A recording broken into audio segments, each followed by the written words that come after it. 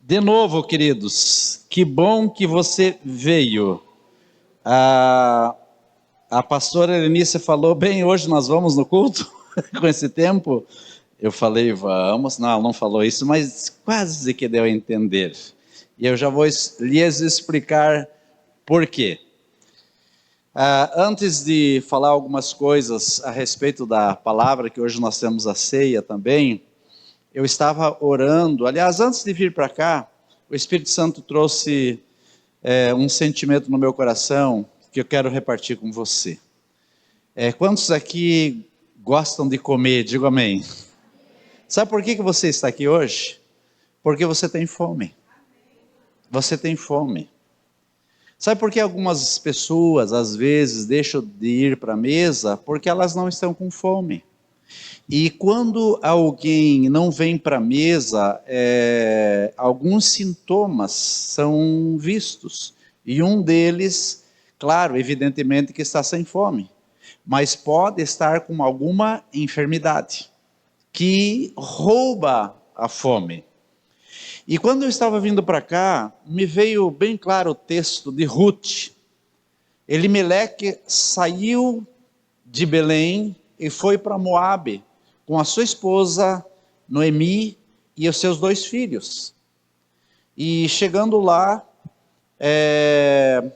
aconteceu algumas situações que levou à morte de Elimeleque e dos 2 filhos. Porque havia falta de alimento na terra. Mas em Moabe ainda tinha um pouco de alimento, ou um pouco mais. Então, quando voltou a servir o pão, ou quando os alimentos voltaram a serem distribuídos, ou vieram de volta, eles retornaram para Belém. E quando você vem na igreja, você andou realmente durante a semana por uns caminhos de Moabe, por uns caminhos de distanciamento, às vezes, da casa do pão. E aonde eu quero chegar é que nessa semana a minha sogra, ela não passou muito bem na quarta-feira e de madrugada ela foi levada para o hospital. E aí a minha sogra foi levada então para o hospital e de madrugada a Elenice recebeu a notícia e foi lá acompanhá-la. E no domingo passado eu havia anunciado que a Elenice ia trazer uma palavra. Quantos lembram? Fiquem sentados. Todos lembram. Menos ela.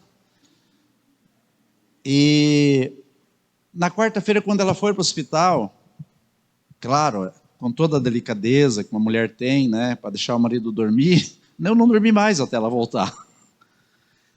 E o Espírito Santo já falou comigo bem claro, se prepare, porque de repente ela não vai estar em condições de repartir essa palavra. E então eu fui orar ao Senhor, e o Senhor me trouxe um sentimento de uma palavra, que é essa que eu vou repartir hoje, porque no meu coração estava para eu continuar a vitória que o Senhor estabeleceu na vida de Ezequias, porque eu só falei das lutas e como ele se portou e como o povo se portou em Jerusalém. E eu fui para a palavra, e o Senhor trouxe algumas nuances, eu tenho o costume de anotar. Então fui para o texto, é esse texto que o Senhor está falando no meu coração, anotei algumas coisas. E daí ontem, bem confortável, em casa, eu e Elenice, lá pelas 7 e pouca da noite, um pouco antes de fazer as coisas que tinha que fazer, orar, etc. Pedi para ela, nós estávamos comendo alguma coisa. Eu falei para ela, bem, o que você vai ministrar domingo? Ela falou, nada.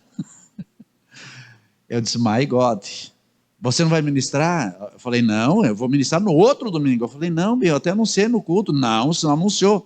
Eu tive que pegar a ministração domingo passado e provar para ela que eu havia falado. Mas o que eu quero dizer é assim, queridos. Um dia desses nós viajamos e deixei alguém para ministrar a palavra. Mas o Senhor falou no meu coração, ei, nós servimos pão. Nós servimos a mesa. Quem vem ministrar aqui serve a mesa. E o povo vem porque tem fome. O povo quer chegar-se à mesa. Então veja a responsabilidade que nós temos. E aí essa pessoa ficou para trazer a palavra e bem tranquilo, nós viajamos tranquilo e é tranquilo e a palavra foi uma bênção. Mas o Espírito Santo falou para mim, ei, deixa alguém de prevenção.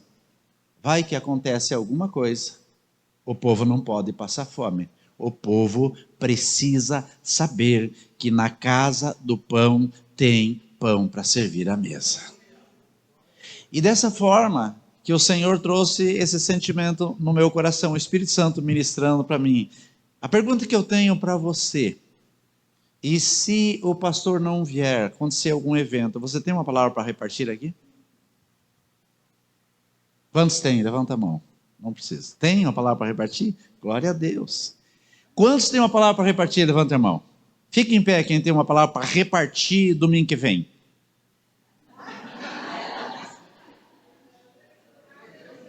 Glória a Deus. Aplauso ao Senhor pela vida deles. Você também, a Vera também. Não que necessariamente você tenha que vir, porque essa é a responsabilidade do pastor. Então, algumas pessoas eu tenho desafiado para vir aqui trazer uma palavra. Mas o que me ocorre, queridos, é que nós temos que ter uma palavra viva, queimando nos nossos corações, quando viemos para a oração. Eu vejo muitas vezes, ouço muitas vezes algumas irmãs aqui, dentre elas, pastora Nair, orando na oração dela, dizendo, o Senhor está queimando no meu coração. Aliás, a palavra queimar no coração é a palavra dela. Queimando no meu coração tal palavra. Porque quando eu tenho essa palavra queimando no meu coração, o Senhor me dá graça para eu reparti-la aqui. Evidentemente que eu devo fazer algum esboço, preparar algumas coisas para não servir de forma aleatória, para que as pessoas possam comer cada um dos nutrientes que serão servidos, começando pela salada, depois pegando um pouquinho de arroz integral, aí um pouquinho de carne sem muita gordura. Então, quem vai servir tem que ter esse cuidado, colocar na mesa uma jarra de água, evitar o refrigerante. É assim que o esboço é preparado, porque senão começa a dar tiro para todo que é lado, aí chega no final a pessoa, o que você comeu? Não sei, está com a barriga cheia? Estou, mas se vai fazer bem ou não, não se sabe.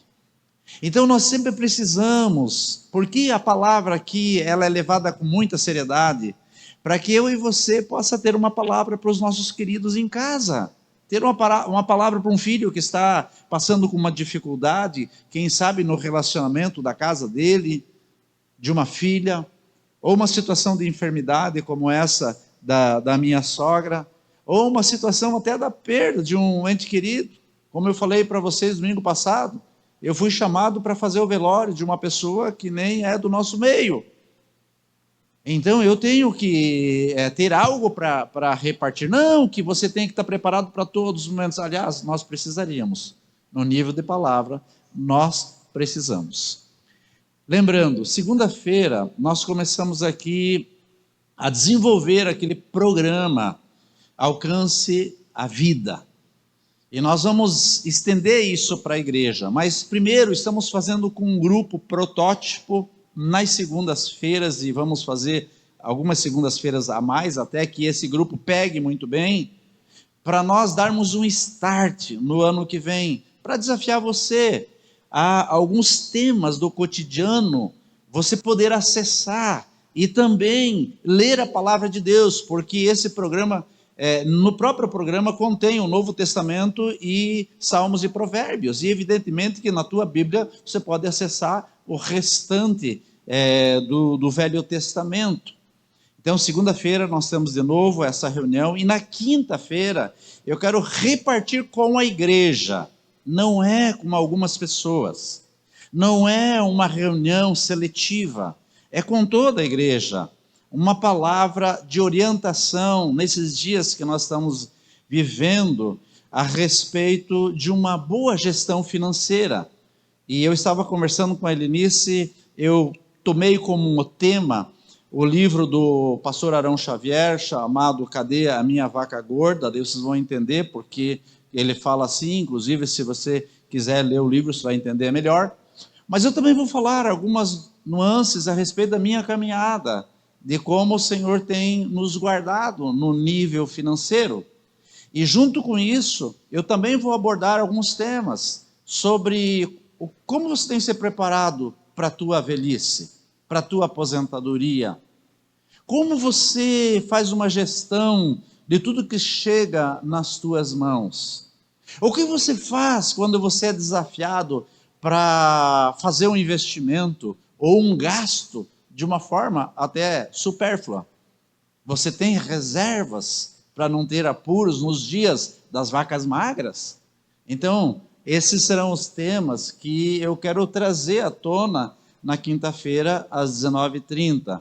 Então, eu estou convidando toda a igreja. Falei que os líderes poderão dispensar a célula que tem, para que todos possam estar aqui nesse dia e aproveitar esse momento. Amém, queridos? Então, assim, lembrando, hoje nós temos a ceia, e a ceia, ela simboliza não só aquele momento em que eu tomo do cálice e como do pão, porque isso eu faço em memória do sacrifício que o Senhor fez em meu favor, mas o fato de nós estarmos reunidos aqui, de você se deixar ser constrangido pelo Espírito Santo, sair da sua casa nesse dia chuvoso, ou não tão chuvoso, mas garooso, e você vir para esse lugar, já é um sinal da tua fome, e o pão vai saciar a tua fome e a tua sede do reino de Deus. Amém, queridos? Então, da criança que foram lá para a escolinha, mas do adolescente, o jovem, o adulto, o idoso, tudo isso é servido para saciar o teu homem interior. Vou repartir então a palavra que o Senhor trouxe ao meu coração enquanto eu orava. Encontra-se em Hebreus capítulo 12, do 1 ao 3, 3 versículos apenas, mas daí tem toda a ministração que o pastor acaba preparando, né, Lê? Diz assim: portanto também nós, visto que temos a rodear-nos tão grande nuvem de testemunhas, desembaraçando-nos de todo o peso e do pecado que tenazmente nos assedia, corramos com perseverança a carreira que nos está proposta, olhando firmemente para o autor e consumador da fé, o qual, em troca da alegria que lhe estava proposta, suportou a cruz, não fazendo caso da ignomínia ou da afronta, e está assentado à destra do trono de Deus. Considerai, pois, atentamente aquele que suportou tamanha oposição dos pecadores contra si mesmo, para que não vos fatigueis, desmaiando em vossa alma. Tem um hino muito antigo, aliás não é tão antigo, pelo menos é do meu tempo, porque tem uns bem mais antigos, que diz assim: eu preciso de você, você precisa de mim, nós precisamos de Cristo até o fim. Diga para quem está ao seu lado: eu preciso de você, você precisa de mim. Diga: nós precisamos de Cristo até o fim. E aí daí continua: sem parar, sem cessar, sem vacilar, sem chorar, você, nós.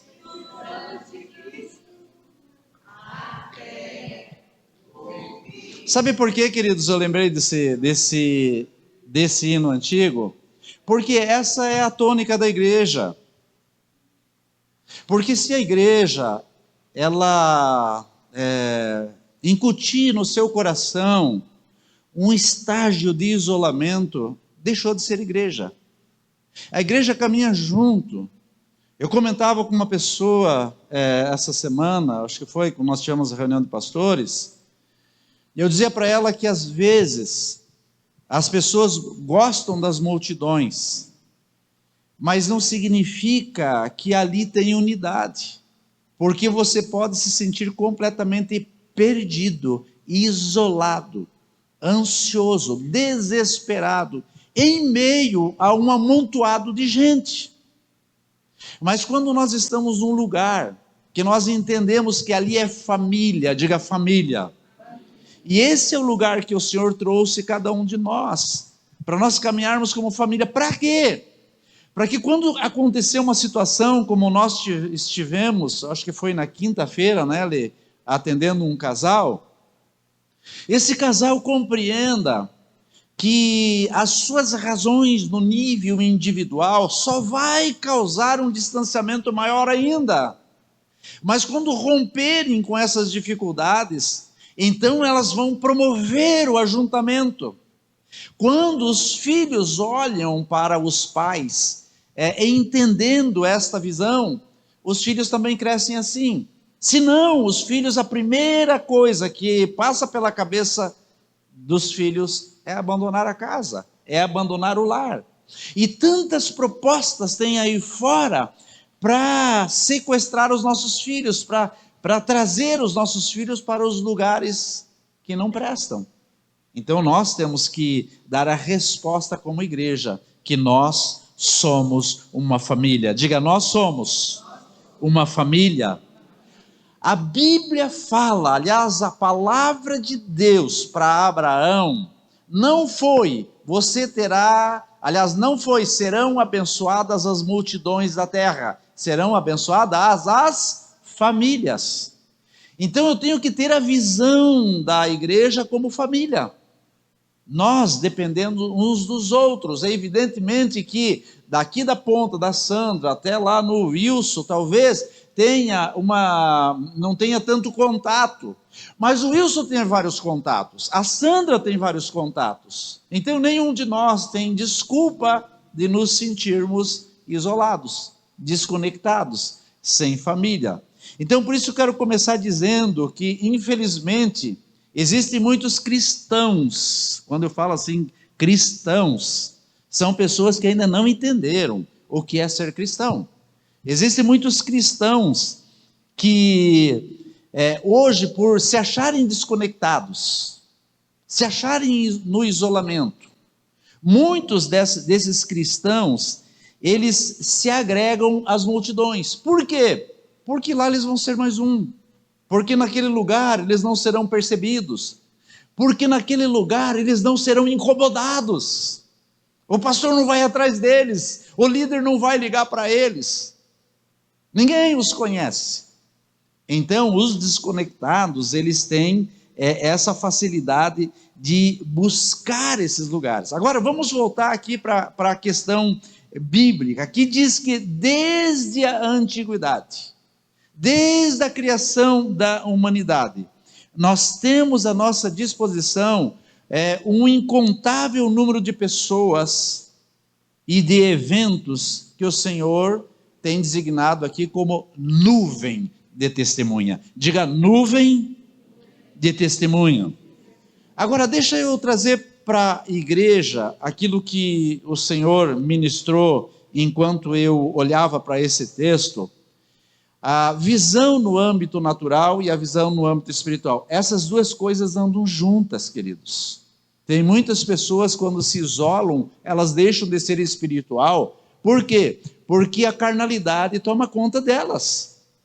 Então, sai o que não se deve, como diz a Alice aqui, o que contamina não é o que entrou, o que bebeu, mas é a palavra que é liberada, porque ela acaba criando uma situação de dificuldades muitas vezes. Então, em razão disso, é que eu quero dizer que há um paralelo entre o natural e o espiritual, ou ambos andam juntos, porque a nuvem no âmbito natural, ela proporciona para mim e para você sombra, diga sombra, e refrigério. Não tem algo tão especial como, eu acho que na sexta-feira, ou quinta, acho que foi sexta, que durante o dia, dentro de casa ainda estava fresquinho, mas saía para fora aquele sol estava de rachar. Mas quando você se depara com uma sombra, parece que você se vestiu de algo para te proteger. Isso tem a ver com refrigério.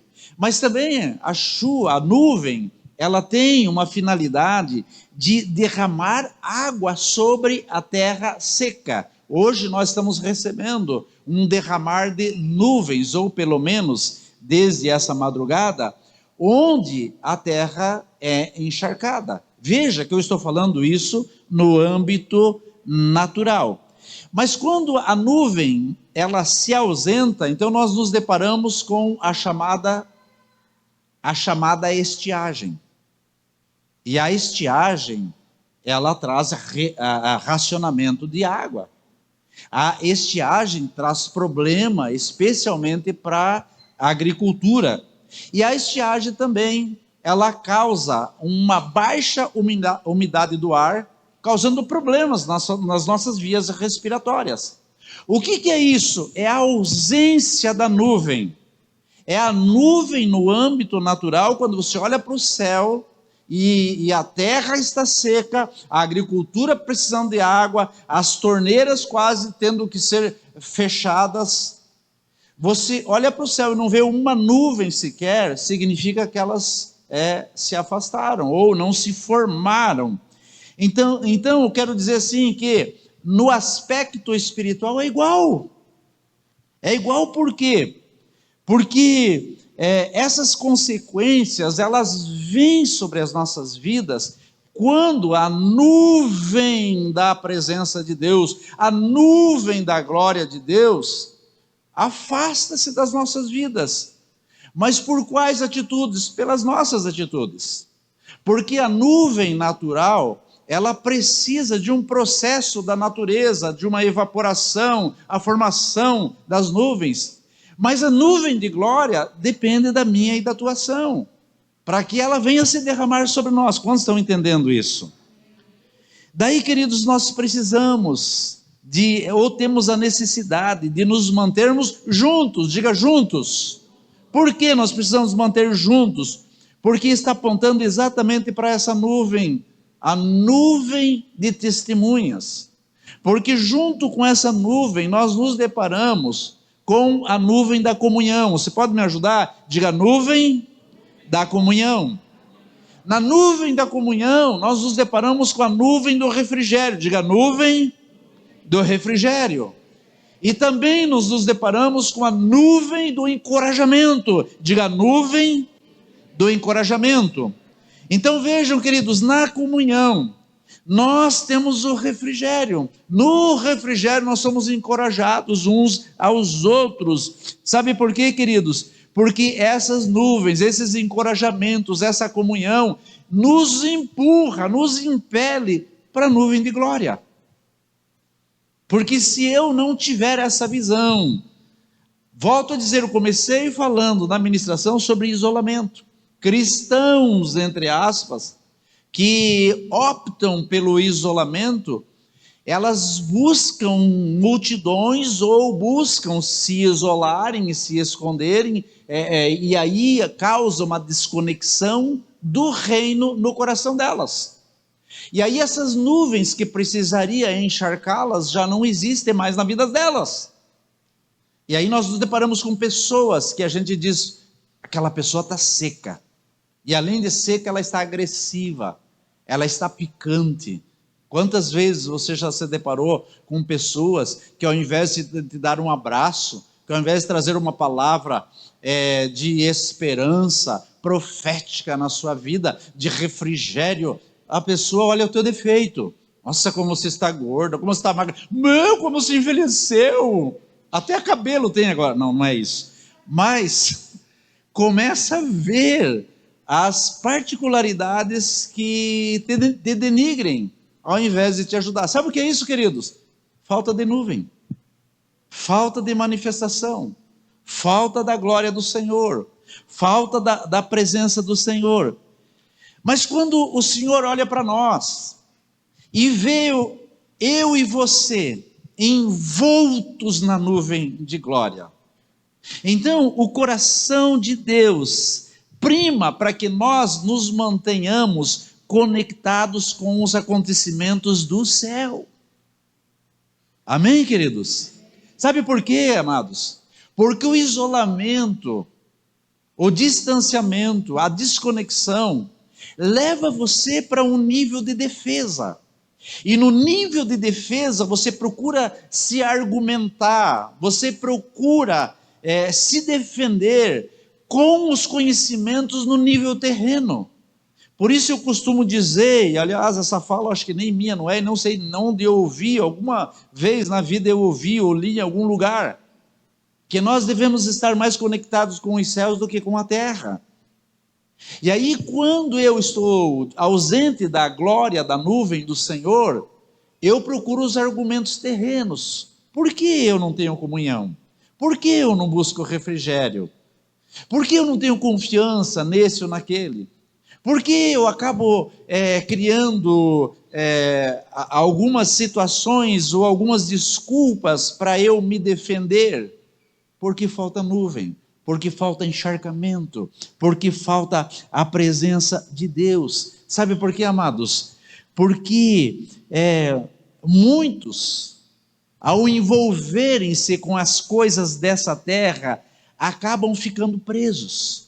Ou seja, são encantados pelos brilhos dessa terra. Uma das coisas que nós falamos aqui na segunda-feira é que existem muitas situações que se tornam como brilhos e atraem as pessoas.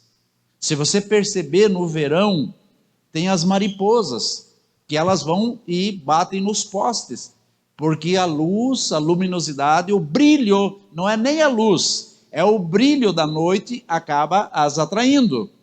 E aí eu lembrei que muitos homens acabam entrando por uma vereda de infidelidade, porque nas rodovias tem algumas casas que tem aquelas luzinhas roxas, aquelas luzinhas que atraem. Então muitas pessoas, quando elas escapam da presença do Senhor, elas acabam sendo vítimas desses brilhos. E eu falei essa questão da rodovia porque eu lembrei que eu comentei segunda-feira. Agora, a questão é, o que nós devemos fazer para não nos tornarmos reféns desses brilhos, reféns dessas sequidões, não sei se é assim se fala, os sequidãos, reféns dessa falta de água, reféns dessa desconexão. O que nós devemos fazer? Pega a dica aí, querido. Diga para quem está ao seu lado, pega a dica que o pastor vai falar agora. E sabe onde que está a dica? Na palavra de Deus, na Bíblia que você tem na sua mão ou no seu celular. No trecho bíblico que foi descrito agora e que ele vai pôr novamente ali na tela, capítulo 12, versículo 1, que diz, desembaraçando-nos, desembaraçando-nos, obrigado, desembaraçando-nos. Quem aqui já trabalhou na agricultura? Levanta a mão. Pode levantar, não é feio, é chique. Eu não trabalhei, mas eu já estive em alguns lugares de plantações do que eu vou falar. Já viu plantação de batata doce? A batata doce, ela cria um chamado baraço. Ela estende os seus tendões por cima da terra. Se você correr no meio de um batatal de batata doce, você acaba caindo. Porque você acaba enroscando, você acaba se entrelaçando, se embaraçando. Embaraçando em espanhol é grávido, sabe? Estar grávido, embaraçado, mas não tem a ver com isso, tá, Priscila? Compreenda, por favor. Então, você acaba se embaraçando, e aí a tendência é você cair. E a Bíblia diz que tem algumas situações que ficam ao nosso derredor, desembaraçando do peso do pecado que tenazmente te assedia. Então, quando a dica é para nós ficarmos ausentes ou não nos tornarmos reféns do sistema desse mundo, é nós nos desembaraçarmos do medo. Desembaraçarmos, nos desembaraçarmos do medo, nós nos desembaraçarmos do desânimo. Quando o desânimo, a apatia tentar contra a sua vida, queridos, eu estou com 66 anos, embora não pareça. Alguns vão dizer muito mais, parece mais. Uau, parece mais. Mas e os que estão com 70? E os que estão já beirando os 80, né, Abel? Ou já passou? Não, está beirando os 80, né? Onde nós vamos encontrar ânimo, queridos? Se você vai deitar, dói o ombro. Você vira, dói o outro. Daí de repente dói o quadril. Aí você dorme de costa, dói o cóccix. E aí dói o pescoço. Aí você quer dormir mais. Aí você vira num condor. Onde nós vamos encontrar ânimo? Na palavra. Nos desembaraçando. Saindo desses lugares.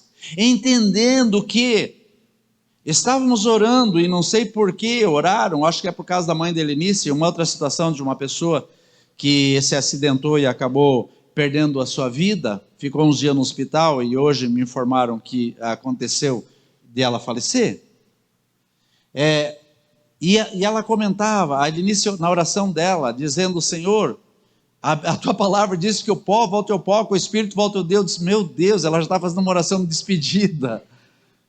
Mas a verdade é, queridos, e alguém comentou aqui, ou foi, não lembro se foi aqui, ou alguém estava falando, alguém comentou aqui sobre que o nosso corpo não vai ficar na terra.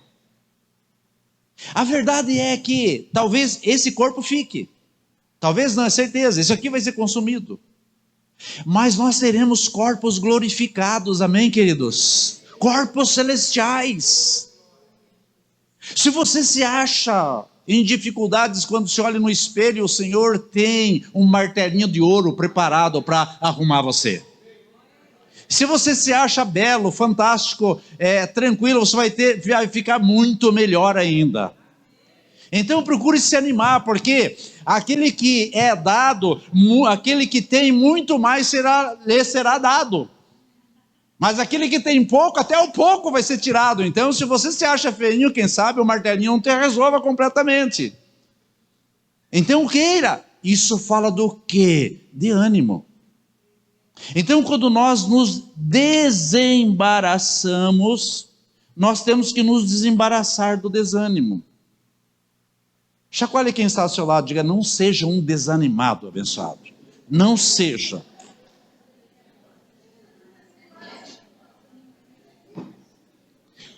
Todas as coisas desse mundo, inclusive do nosso governo nacional, orquestra para trazer desânimo em mim e em você. Quem vai nos levantar? A nossa confiança está no Senhor, que fez os céus e a terra. Então eu não tenho do que temer, ainda que eu ande na sombra do vale da morte, não temerei mal nenhum, porque o Senhor é comigo, o seu cajado, o seu bordão me sustenta. Então eu tenho que ter essa visão, a visão do reino, porque senão eu acabo me embaraçando, e ao me embaraçar eu caio. Então eu preciso me desembaraçar das ameaças. Casais que têm situações de dificuldades, se desembarace disso, saiam disso. Problemas em diversas áreas, nós estávamos comentando inclusive com esse casal, a situação de um relacionamento em conflito, dar um pulinho para resolver, ou então cair, se deixar, se embaraçar e cair. Então nós precisamos dar uma resposta, nos desembaraçando das ameaças, nos desembaraçando da insegurança. Saia do lugar da insegurança. Se tem uma pessoa que era extremamente insegura, essa pessoa, esse tipo sou eu. A Helenice é. Eu era tão inseguro que eu levei 9 anos e 3 meses para casar com essa senhora. E ela teve que dar um ultimato, porque senão 15 anos passava rapidinho. 9 anos, e aí 9 anos e 3 meses. E ainda ela teve que dizer, e aí, Piazão? Vai casar ou vai decida? Sabe por quê, queridos? Porque eu não conhecia o Senhor. Quantos aqui conhecem o Senhor todos? Por que você é inseguro? As nossas filhas, a Tirzá com 17 anos, deixamos ela em Florianópolis. Chorei depois que eu larguei ela lá, porque eu estava assim, tipo, disfarçando que estava alegre por dentro, mas por fora eu estava arrebentado. Porque é inseguro. Oi? Como que é?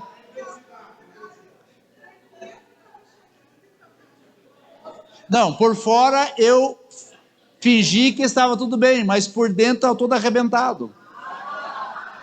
É isso que eu quis dizer. Eu falei por fora? Não, mas por dentro todo arrebentado. Por quê, queridos? Porque eu tinha que vencer a minha insegurança. Quando a minha filha mais velha foi apresentar o agregado, o genro, hoje, eu falei duas coisas para ele, aliás, falei para o outro. Eu falei, tem duas coisas. Ou você é louco, ou você é muito esperto para casar com a filha de um pastor. Você já parou para pensar? Queridos, essa tem que ser a nossa conversa. Casar com o filho de um cristão. Você está casando com uma pessoa que foi ensinada nos princípios de Deus. O Senhor estava moldando desde então, aliás, até então, e continua moldando a minha insegurança. Eu preciso me desembaraçar da insegurança. Ou eu confio no Senhor, queridos. A Bíblia diz, quem pode acrescentar um côvado na sua vida? Ou um dia a mais na sua vida, ou um minuto a mais? Ninguém. Se o Senhor não descortinar o sol amanhã, ou o dia amanhã, ainda que chuvoso, aos meus olhos, eu me fui. Eu não tenho força para isso. E hoje ao meio-dia nós comentávamos com uma pessoa que estava almoçando lá, meu cunhado, e aí ele falava de pessoas que fazem regime, pessoas que se cuidam. Eu acho que tem que se cuidar, tem que fazer tudo isso. Fazem bariátrica, tem que fazer para que o diabetes não tome conta, etc e tal. Aí ele comentou, mas veja o fulano, uma pessoa famosa aí, que trabalhou anos na televisão, está lá morrendo. Mas o que ele quis dizer com tudo que ele tem, não consegue reverter. Então a minha esperança é no Senhor. Ou você confia que o Senhor está no controle, evidentemente que tem a minha parte, ou então eu fico embaraçado com as coisas desse mundo. Eu acabo me tornando refém. Outra coisa que eu quero falar é o orgulho. O orgulho do quê? De não se deixar ser conduzido, de não se deixar ser tratado, de não se deixar dialogar, de não abrir o coração, de se tornar um homem ou uma mulher ostra, que precisa de um pé de cabra ou uma marreta para abrir. E quando vem a marreta do Senhor, querido, sobre a nossa cabeça, daí dói. Então é melhor eu me entregar para uma conversa, para um diálogo com o meu líder, ou com a pessoa em questão, ou com o meu cônjuge, do que eu sofrer um desastre como aconteceu com Sansão naqueles dias. Sansão flertou com Dalila por muitas vezes. E não era para ele ter feito aquilo, porque ele era um homem de Deus. Quantos são do Senhor aqui? Digam amém. Se eu sou um homem de Deus ou mulher de Deus, eu tenho que ter a visão do reino. E como ele tirou o foco do reino, ele caiu na mão dos filisteus. E aí tiraram as forças dele, cortaram o seu cabelo. Eu estou tendo força porque eu estou recebendo o cabelo, ao contrário de Sansão. E aí ele ficou cego, perdeu a visão. Furaram-lhe os olhos, ficou cego, perdeu a visão. Quando nós não entendemos o reino de Deus, ou caminhamos segundo a nossa força, duas coisas vão acontecer: perder o cabelo e a visão. Tem gente que já perdeu o cabelo, não perca a visão. Eu não perdi a visão e ganhei cabelo. Olha que glória, glória a Deus por isso. Sabe por quê, amados?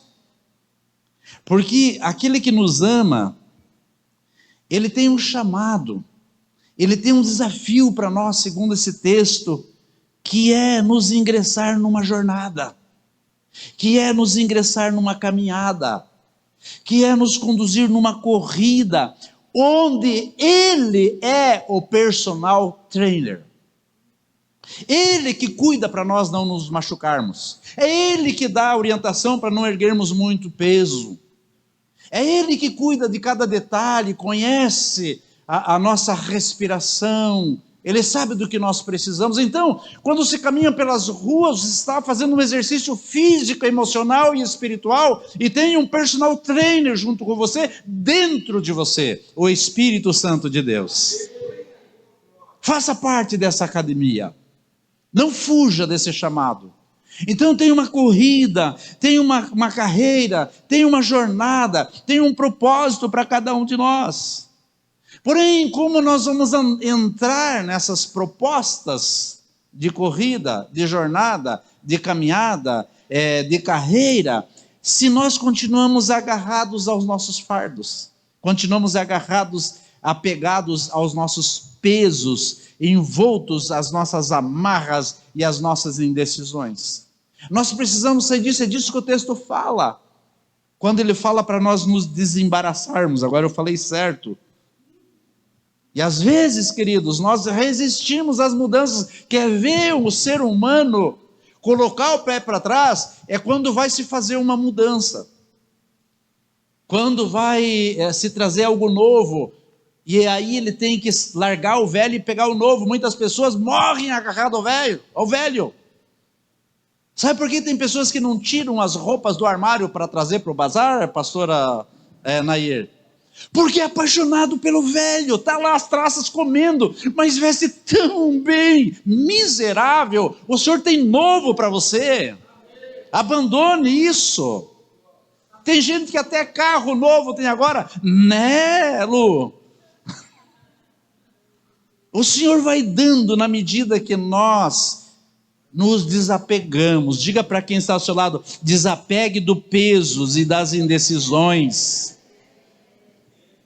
Então tem mudanças, tem transformações que o Senhor quer fazer em nós. Queridos, tem mudanças e transformações. A palavra de Deus é quem nos muda, a palavra de Deus é quem nos transforma. Hoje eu estava ouvindo, a Nair mandou um texto aí, eu vi rapidamente para algumas pessoas do contato dela, e caiu no contato da minha esposa. E ela estava comentando a respeito de que é exatamente isso.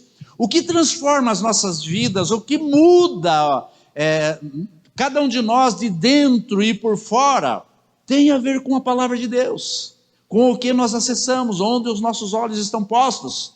Por isso, a pastora Eunice era para ela ter trazido hoje a palavra, mas semana que vem ela prometeu que traz, mas eu tenho que estar preparado. Vai que a bichinha não traz de novo. Então, o que transforma é a palavra. E aí, quanto você tem comido de palavra, define como está o seu rostinho, se está corado, se o teu físico está bom, se no nível espiritual, se no nível emocional, se no nível físico, você está ativado. Com quantos volts, em quantos volts você está operando nesses dias? Alguns com 0,5, por quê? Come só no culto. Outros com 10 volts, outros com 360 volts, 220, porque come durante a semana. Eu acho que eu devo estar com uns 80, mas estou buscando melhorar. No mínimo é 12. A questão é, queridos, escute, para onde os nossos olhos estão voltados? A resposta e a chave está onde? Na Bíblia, nesse texto. Olhando firmemente para o autor e consumador da nossa fé. Quantos têm os olhos postos em Jesus? Digo amém. Todos. Todos têm os olhos postos em Jesus, senão você não viria aqui. Você vê porque os teus olhos entendem que Ele é o Salvador.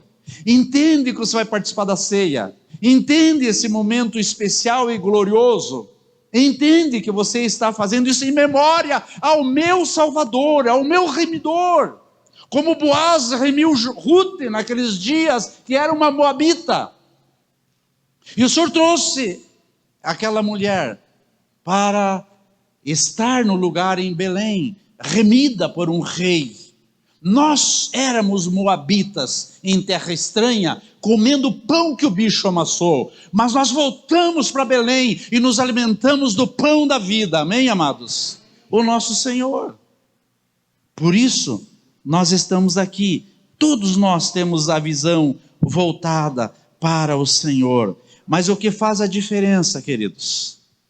O que determina o derramar de toda sorte de bênçãos. Quantos querem toda sorte de bênçãos sobre as suas vidas? O que determina isso, queridos? O que proporciona mudanças significativas? O que faz quebrar a resistência e a dureza dos nossos corações tem a ver com uma decisão: olhar firmemente para o autor e consumador da fé. Não é aquele olhar vacilante, ou aquele de vez em quando, ou quando estamos em apuros, é o olhar firmemente. Eu estou andando na rua, os meus olhos, os olhos do meu coração estão no Senhor. Evidentemente que eu tenho que olhar para o semáforo, eu tenho que ver o motoqueiro que ao invés de podar pela esquerda, ele vem pela direita, aquele que tem o iFood, ou a entrega rápida, e pode acontecer um atropelamento, eu tenho que olhar para o retrovisor, mas os olhos do meu coração estão firmemente no Senhor. O que vai definir toda sorte de bênçãos sobre as nossas vidas é se o nosso olhar é um olhar firme e constante em Jesus. Vamos nos deparar com dificuldades, com situações, com falta de uma coisa ou outra, mas os meus olhos, eles precisam estar firmes no Senhor, mesmo porque as dificuldades, elas se apresentam para que nós cresçamos, para que nós possamos dar uma resposta de amadurecimento. Senão fica muito fácil nós nadarmos só em águas tranquilas. São as águas bravas que vão fazer que nós exercitemos mais. São as dificuldades que vão nos levar para a maturidade. Sabe, amados, as pessoas, hoje nós estamos diante de muitos, volto a dizer de novo, cristãos, entre aspas, que não têm um olhar firme, não têm um olhar constante no Senhor. São pessoas que vacilam, casais que vacilam por pouca coisa, irmãos que se desconectam por pouca coisa. Hoje nós estamos diante de uma geração de cristãos que são muitos, mas muito vulneráveis, que resvalam facilmente, aqueles que não suportam pressões. Sabe a criança que chega um momento que ela tem que ouvir o não, então ela faz um berredo. Quantas vezes a gente se vê nos mercados, nas lojas, andando pelas ruas, crianças sapateando em volta das mães? Tem adultos assim. Tem cristãos que não suportam pressão, queridos. Jesus, ele foi para o Getsemane, nós estamos falando da ceia hoje. Ele foi lá receber a maior das pressões. Ele foi lá para ser prensado. Getsemane significa o lugar da prensa, onde a oliva é espremida para que saia o óleo da unção. Então, quando eu e você estamos numa situação de pressão, é exatamente naquele momento que nós estamos sendo preparados para ser bênção na vida dos outros, bênção na vida dos filhos, bênção no casamento, porque nós estamos dando uma resposta positiva àquele tempo de pressão. E tem pessoas que não suportam os contratempos, situações que fogem do planejamento. A pior das coisas que o ser humano pode se deparar, e aliás tem uma direção do Ralph Neighbour, que falava muito sobre a igreja em célula, ele diz que são as expectativas. Quando eu crio uma expectativa e me deparo com uma situação contrária, tem muitos que morrem naquele lugar. Eu esperava que você fosse assim, quando você namorava, você era tal coisa, então eu tinha uma esperança. Viva como está. Ore ao Senhor. Enfrente o contratempo. É uma oposição de graças ao Senhor. Eu esperava que o Senhor me desse um filho de tal forma, uma filha de tal forma. O Senhor deu esse filho e essa filha para te fortalecer e te amadurecer. Amém, queridos? Isso tanto do lado bom como do lado ruim. Quando é do lado bom é fácil, né? O duro é quando é resistência. E nós somos chamados para sermos fortalecidos. Então tem pessoas que têm essas dificuldades, depressões e contratempos no trabalho, nas suas casas, em vários lugares. Ouça isso, queridos, bem importante.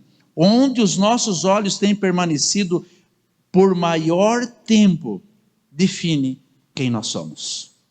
Onde os nossos olhos têm sido postos por maior tempo, define quem nós somos, como também define a nossa caminhada, define o nosso tipo de corrida, define o nosso tipo de jornada.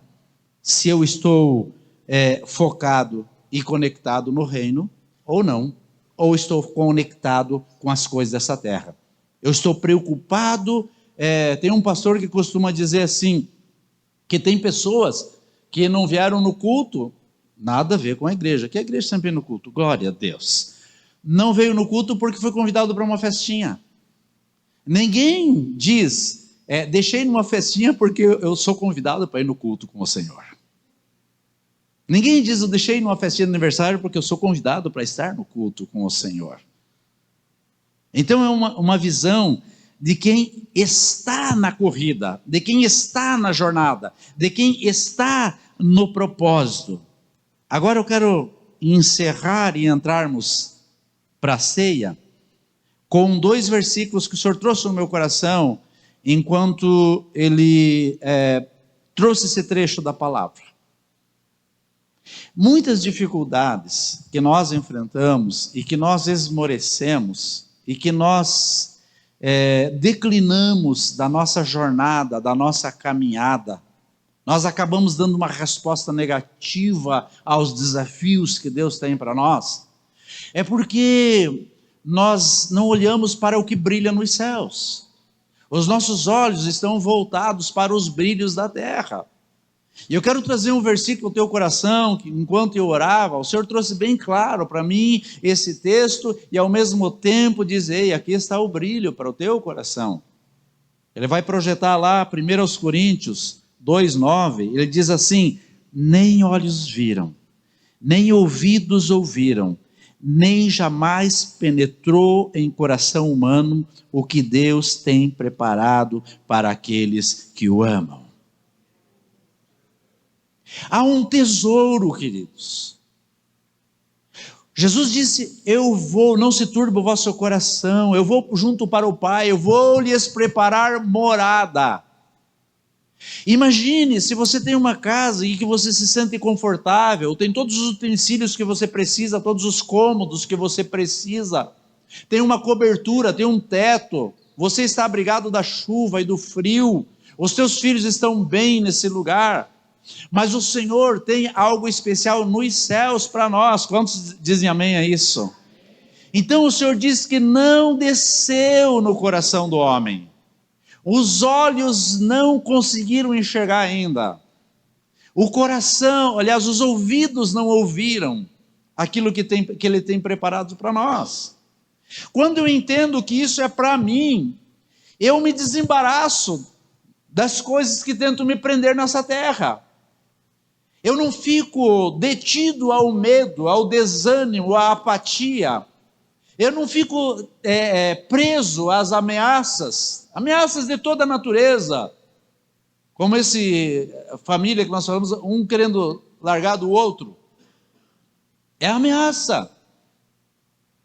Filho querendo sair de casa, pai querendo abandonar a família, como muitos temos visto.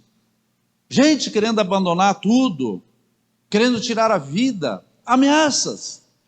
Por quê? Porque os olhos não estão postos nesse lugar. O Senhor diz que ninguém viu, ninguém ouviu, o coração não sentiu aquilo que Ele tem preparado para nós. Outro versículo que eu quero repartir está em Romanos 8:18, que diz, Paulo dizendo, porque para mim tenho bem certo que os sofrimentos do tempo presente não podem ser comparados com a glória a ser revelada em nós. Essa glória é uma nuvem que nos reveste, é uma nuvem que nos encharca, é uma nuvem que nos envolve, é o lugar onde eu tenho que estar. O povo, quando caminhava no deserto, capitaneado por Moisés, ele se deslocava na medida que a nuvem se deslocava, porque a nuvem era a glória da presença de Deus. Então o Senhor diz que Ele tem uma glória a ser revelada em nós. Todas as lutas, todas as dificuldades, todos os contratempos, todas as ameaças que nós passamos nessa terra, não se compara à glória que Ele tem preparado para nós. E hoje, queridos, o Senhor constrangeu você, trouxe você para a mesa. Sabe por quê? Porque na mesa tem conexão. Diga, na mesa tem conexão. Glória a Deus. O que eu estou dizendo com isso? Não estou julgando os que não puderam vir, de repente, uma situação ou outra, como o Adelir, que teve que viajar e ir para Maringá, né? Toledo. Alguns estão viajando, outros na maionese, mas enfim, nem todo mundo pôde vir, mas você sentiu essa necessidade da conexão. Então, quando nós vemos a mesa, gosto muito da passagem quando fala do personagem chamado Mefibosete, que o rei Davi convidou para vir à mesa do rei, e era uma pessoa de pernas tortas, mas que naquele lugar, na mesa, todos eram iguais. A unidade se fazia naquele lugar. Quando eu e você viemos para a mesa, nós estamos demonstrando o amor que temos pelo que nos chamou para a mesa, e o amor que nós temos uns pelos outros em comunhão, em conexão. Saímos da desconexão, saímos do meio da multidão e sentamos à mesa. Por isso que mesa tem um significado muito forte. É bem significativo. Por quê? Porque quando eu sento à mesa, lá em casa, ainda que só eu e a minha esposa, seria de bom grado até pelas nossas correrias, um comer antes, os outros depois, mas nós fazemos questão de pegar aquela marmita gostosa que a irmã Tere faz e levar lá, sentir aquele cheirinho e pegar aquela marmita, como é que chama? Aquela mais leve, a marmita leve, fitness, a marmita saudável, e nos cuidar e nos alimentarmos daquilo. Claro que às vezes a gente dá uma exagerada, às vezes vai lá na rodovia, lá perto de casa, lá e come uma feijoada, aí os toicinhos, aquela coisa toda, né, orelha de porco e tal, mas não é sempre. Mas a mesa, diga mesa. Então o Senhor olha para você, e aí você, eu nem queria ir no culto, não aguento mais ouvir o pastor. Tomara que uns dias venha a pastora, ou quem sabe o outro, o Flavinho, ou a Lu, ou o Yuri, ou outra pessoa. Mas queridos, quando nós estamos à mesa, tudo fica nivelado, tudo fica na bênção. Então, por quê? Porque nós nos sentimos tomados e encharcados pela glória da nuvem do Senhor. A nuvem de glória se faz presente. Porque Jesus, Ele representa Aliás, a igreja representa o corpo de Cristo. E quando nós nos reunimos, nós estamos nos reunindo como corpo.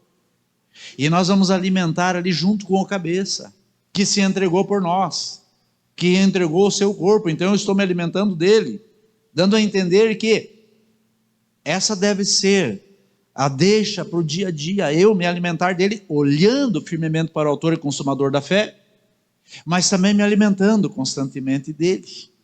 E ao mesmo tempo, na medida que eu me alimento dele, na medida que eu estou debaixo dessa nuvem gloriosa, queridos, eu recebo vida.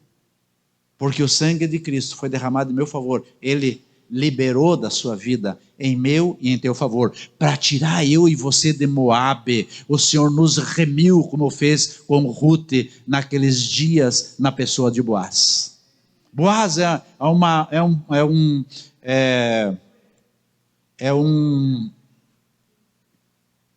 eu vou dizer figura, mas eu ia dizer uma palavra mais bonita, né? É uma figura de Cristo, um remidor.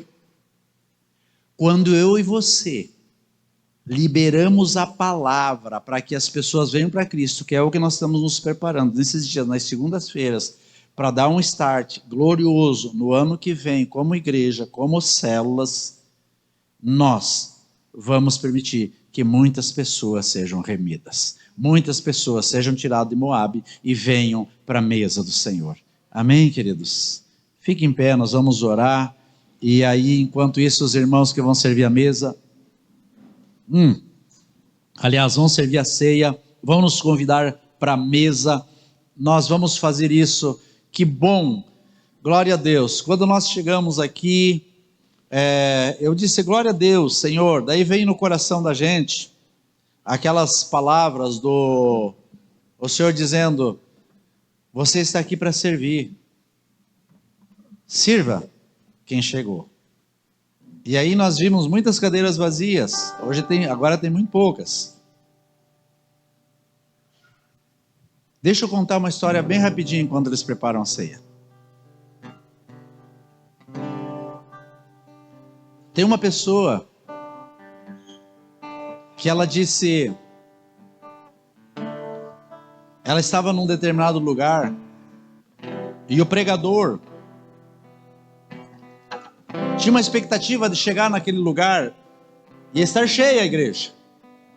Mas quando ele chegou, tinham só 3 pessoas. Mas tinha um temporal, como chuva igual hoje. E aí esse pregador, ele se preparou, ele estudou no seminário, ele fez tudo o que ele precisava. Quando parou a chuva, 2 daquelas pessoas foram embora, só ficou uma. Então, daí o pregador falou assim: amigo, irmão, só estamos nós 2, né? Faltou muita gente, né? Chuva, né, pastor? Pois é. E aí ele falou: que tal nós entrar num acordo? Vamos para casa. Mas o pastor veio ali para servir. E aí esse moço, ele falou: sabe o que é, pastor? Eu sou homem do campo. Quando eu vou para levar comida para a bicharada, e o rebanho se dispersou por causa da chuvarada, mas um bicho veio ali, eu não deixo de comer não deixo de dar comida para esse bicho. Eu dou comida para ele. E o pastor entendeu que aquele recado era para ele. Ele disse: tá bom, no coração dele infeliz, eu vou te dar de comer, mas você vai comer muita coisa. E pregou por 2 horas para aquele abençoado. Daí no final ele falou: e daí, o que achou? Gostou de tudo que você comeu? Ele falou: pastor, eu posso dar a minha opinião? Pode sim. Sabe o que é, pastor? Eu sou um homem do campo, da lida do campo. Quando eu vou dar de comer para a bicharada, e alguns se dispersam, só chega um bicho na minha presença, eu não derramo um caminhão de comida nele, eu dou só o que ele precisa. Então assim, queridos, nós somos chamados para servir, independentemente do número de pessoas. Sempre terão aqueles famintos, mas não queira derramar um caminhão de comida num só. E também não deixe de alimentar, porque tem um só. Glória a Deus porque você veio, porque você está recebendo hoje dessa palavra. E que isso faça diferença na sua vida. Amém? Pai, muito obrigado pelos elementos da ceia. Obrigado, Pai, pelo suco que representa o teu sangue derramado na cruz. Obrigado pelo pão, Senhor, que tem a ver com o corpo de Cristo, dado em favor, em resgate da humanidade. E nós te louvamos por isso. Hoje tomamos da ceia, hoje comemos do pão, em memória àquele que por nós venceu. Pode sair do seu lugar, venha pegar do pão, venha pegar do cálice.